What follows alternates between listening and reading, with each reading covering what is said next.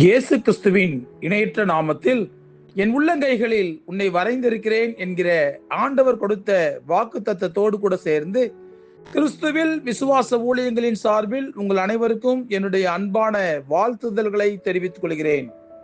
இன்றைய நாளுக்கான golden apple சங்கீதங்களின் புஸ்தகம் 122 சங்கீதம் 7 வசனம்.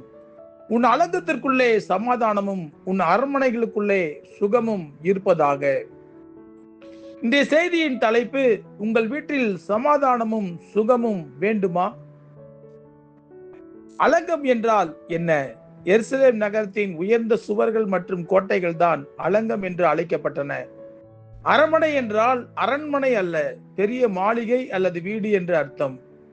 அப்படி என்றால் கோட்டைகளுக்குள் இருக்கிற வீடுகளுக்குள்ளும் சமாதானமும் சுகமும் இருக்க வேண்டும் என்று அர்த்தம். சுற்றிலும் உள்ள சுற்றுப்புற சுவர்களுக்குள் இருக்கிற நம்முடைய வீட்டுக்குள்ளும் சமாதானமும் சுகமும் இருக்க வேண்டும் என்பதுதான் நம்முடைய வாஞ்சையும் கூட. ஆனால் உண்மை நிலவரம் என்னவென்றால், பெரிய பெரிய மாளிகை போன்ற வீடுகளில் குடியிருப்பவர்களும் சரி, சராசரியான வீடுகளில் குடியிருப்பவர்களுக்குள்ளும் சரி, சமாதானமான சூழ்நிலைகள் இல்லை. பல வீடுகளில் வீட்டுக்குள்ளேயே பாகிஸ்தான் பார்டரை வைத்துக் கொண்டிருக்கிறார்கள். பல வீடுகளில் ஒருவருக்கொருவர் பேசிக் கொள்வதோ சிரித்துக் கொள்வதோ கூட கிடையாது. இது ஒரு பக்கம். இன்னொரு பக்கம், ரேஷன் கடை சர்க்கரை கூட பல வீடுகளில் வாங்குவதில்லை. ஏனென்றால் வீட்டில் உள்ள எல்லோருக்குமே சர்க்கரை வியாதி. ஏற்கனவே எல்லோரும் ஒருவருக்கொருவர் பேசாமல் வாழ்க்கையை ஓட்டுகின்ற சூழ்நிலையில் ஒன்றாக உட்கார்ந்து சாப்பாடு கூட சாப்பிட முடியாத குடும்பங்கள் அதிகம். இப்படி வாழ்ந்து கொண்டிருக்கிற ஒரு வாழ்க்கையில் ஒவ்வொரு குடும்பத்திற்குள்ளும் சமாதானமும் சுகமும் இருக்க வேண்டும் என்றால் அதற்கு நாம் என்ன செய்ய வேண்டும் என்பதை நாம் யோசித்து பார்க்க வேண்டும். அதற்கு விருப்பமே இல்லை என்றால் ஒன்றும் செய்ய முடியாது. ஆனால் பரிசுத்த வேதாகமம் சொல்லுகிறது, நிறைய சம்பாதித்து உயர்ந்த நிலைமையில் இருக்கின்ற, உயர்ந்த பதவியில் இருக்கின்ற ஆளாக நீ இருந்தாலும் சகேயுவை போல கீழே நீ இறங்கி வந்துதான் ஆக வேண்டும். ஏனென்றால் நமக்கு சமாதானத்தையும் சுகத்தையும் கொடுக்க நம்முடைய ஆண்டவர் காத்து கொண்டிருக்கிறார். பைபிளில் மரண தருவாயில் இருந்த எசேக்கியா ராஜாவின் சரித்திரத்தை வாசிக்கும் போது அந்த ராஜாவிடம் 3 முக்கியமான குணங்கள் காணப்பட்டன. ஒன்று, அவர் ஆண்டவருக்கு முன்பாக உண்மையுள்ளவராக இருந்தார். இரண்டாவது, அவர் ஆண்டவருக்கு முன்பாக மன உத்தமமாய் நடந்தார்.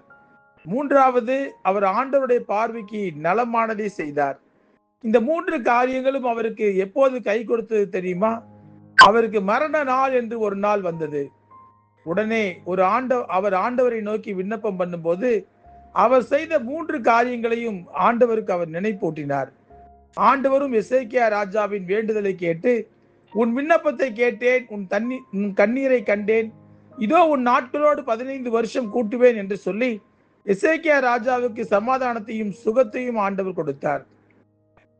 காணாமல் போன சமாதானமும் சுகமும் எசேக்கியா ராஜாவுக்கு எப்படி திரும்ப கிடைத்தது என்று பார்த்தீர்களா?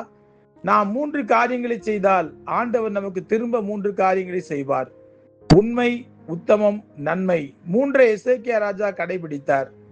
ஆண்டவரால் ஜெபம் கேட்கப்பட்டது, கண்ணீர் துடைக்கப்பட்டது, ஆயுசு நாட்கள் கூட்டப்பட்டது. சமாதானமும் சுகமும் தானாக வந்து அதன் பிறகு சேர்ந்து கொண்டன. ஆகவே வேதாகமும் நமக்கு வழிகாட்டுகிறது. ஆண்டவருக்கு உண்மையாக இருப்போம், ஆண்டவருக்கு முன்பாக மன உத்தமமாய் நடந்து கொள்வோம், ஆண்டவருடைய பார்வையில் நலமானதை செய்வோம். இந்த 3ம் நாம் செய்யாத போது நம் வீட்டில் சமாதானம் போய்விடும், நம்முடைய சரீரத்தில் ஆரோக்கியம் குறைந்துவிடும். இவற்றை திரும்ப பெற்றுக்கொள்வதற்கு ஆண்டவர் நமக்கு வாய்ப்பு கொடுத்திருக்கிறார். அதுதான் நமக்கு கிடைத்துள்ள கிருபை. எசேக்கியா ராஜாவுக்காவது மரண நாள் எப்போது என்பது தெரிந்தது, நமக்கு அதுவும் தெரியாது. நம்முடைய ஓட்டம் எப்போது முடியும் என்பதே தெரியாது.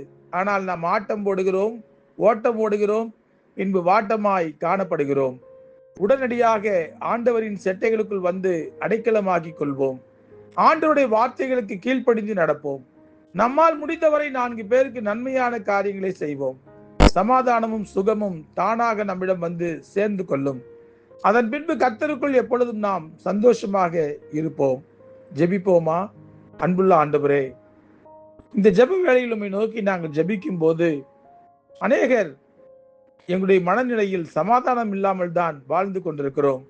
அநேகர் எங்களுடைய சரீரத்திலே ஆரோக்கியம் இல்லாமல் தான் வாழ்ந்து கொண்டிருக்கிறோம். எங்கள் வீடுகளுக்குள்ளே சமாதானம் இல்லை, எங்களுடைய சரீரத்திலே சுகம் இல்லை. ஆனால் எங்களுடைய அலங்கத்திற்குள்ளே சமாதானமும் என் அரண்மனைக்குள்ளே சுகமும் இருக்க வேண்டும் என்று சொல்லி நாங்கள் விரும்புகிறோம். அதற்கு நாங்கள் என்ன செய்ய வேண்டும் என்பதை யோசித்து பார்க்கும்போது, நாங்கள் உமக்கு உண்மை உள்ளவர்களாக நடந்தாலே போதும் என்பது மிக மிக முக்கியமான ஒரு காரியம். பல சமயங்களில் நாங்கள் உமக்கு உண்மையாக இருப்பதில்லை. பல சமயங்களில் ஆண்டவரே நமக்கு உமக்கு விரோதமான காரியங்களை நாங்கள் செய்கிறோம். மற்றவர்களுக்கு தீமையான காரியங்களை செய்யும் போதெல்லாம், மற்றவர்கள் மீது நாங்கள் பொறாமைப்படும் போதெல்லாம் இது தவறான காரியம் என்பதை பரிசுத்த ஆவியானவரே நீர் எங்களுக்கு உணர்த்தி நல்வழியிலே எங்களை நடத்த வேண்டும் என்று சொல்லி நாங்கள் ஜெபிக்கிறோம் ஆண்டவரே.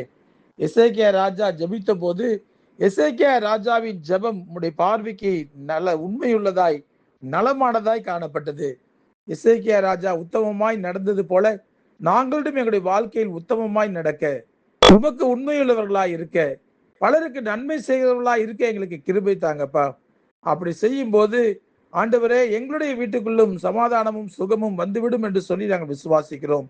அந்த கிருபையை எங்கள் ஒவ்வொருவருக்கும் கொடுங்க. இயேசு கிறிஸ்து என்கிற வல்லமையுள்ள நாமத்திலே ஜெபிக்கிறோம் நல்ல பிதாவே. ஆமேன், ஆமேன்.